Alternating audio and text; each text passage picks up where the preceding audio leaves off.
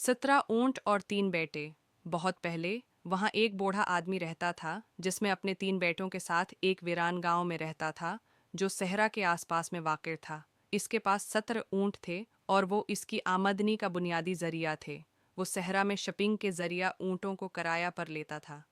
एक दिन वो चल बसा। उसने अपने 3 बेटों के लिए अपने उसासे छोड़कर एक वसीयत छोड़ दी थी। जनाजे के बाद और दूसरी जिम्मेदारियों के बाद तीनों बेटों ने वसीयत पढ़ी, जबकि उनके वालिद ने अपनी तमाम जायदाद को 3 बराबर हिस्सों में तकसीम कर दिया था। इसने 70 ऊँटों को मुख्तलिफ अंदाज में तकसीम किया था।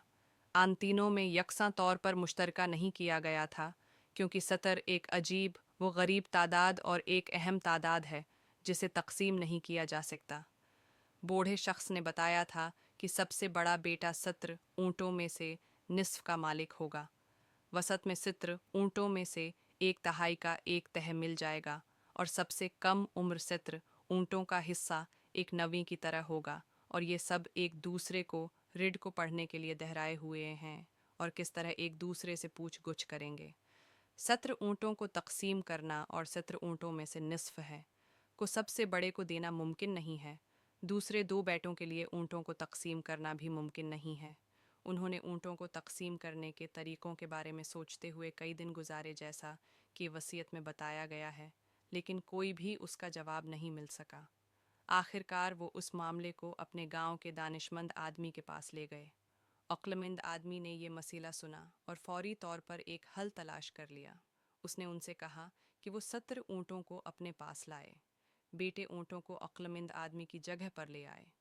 अक्लमंद शख्स ने उसकी मुल्कियत वाली ऊँट शामिल की और ऊँटों की कल तादाद 18 हन।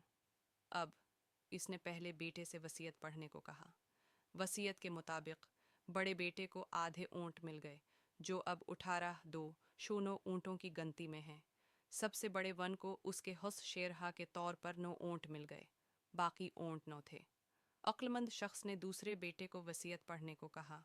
उसे कल ऊँटों में से एक तिहाई तफवीज़ किया गया था। ये 18 में से तिहाई है। दूसरे बेटे को उसके हिस्स शेरहा के तौर पर 6 ऊँट मिल गए।